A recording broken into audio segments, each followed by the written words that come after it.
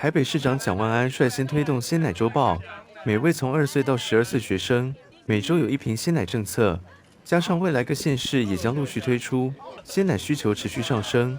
为了解本土酪农产量与供应量是否充足，透过立委谢龙介邀请，特地南下走访酪农场。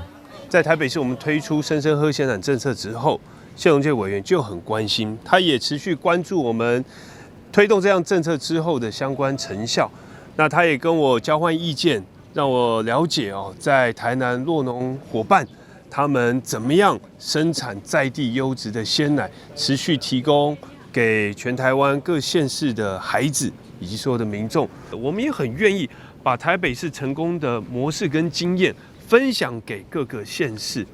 所以今天刚好也是世界粮食日，我想除了让孩子能够有均衡的营养，也希望能够确保台湾农业永续的发展。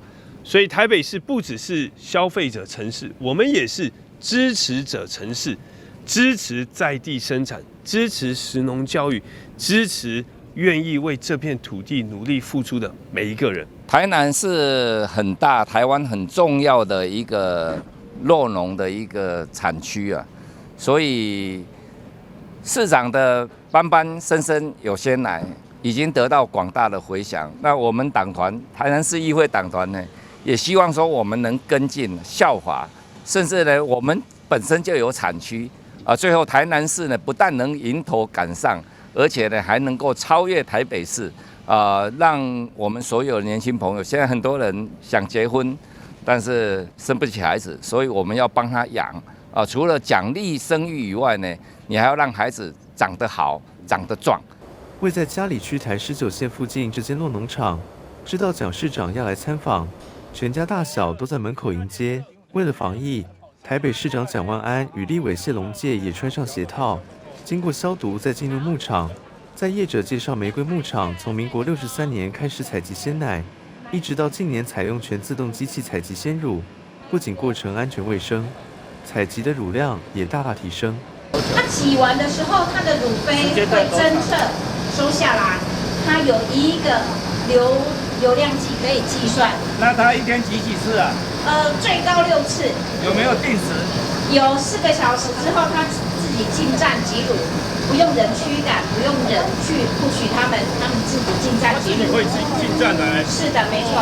每一头牛产量是有增加，这个效率怎么样？好，我使用的第1年跟台大的徐金汉老师合作，增加了1头牛平均增加12%，大概7公斤，那最高几乎是14公斤，最高就是你要看牛适应这台机器的状况。台北市长蒋万安与立委谢龙介除参观采乳区，同时也看了饲养区环境。现场除了有自动化风扇，同时也有自动刷毛机，帮乳牛双毛抓痒。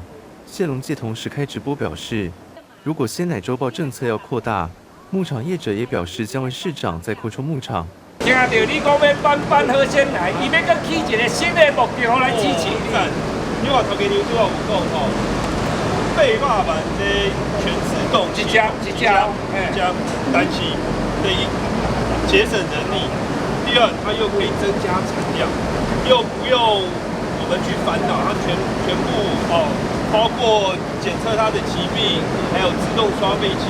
所以现在这种技术可以让整个生产的效率很好，而且维持我们在地牛奶的品质。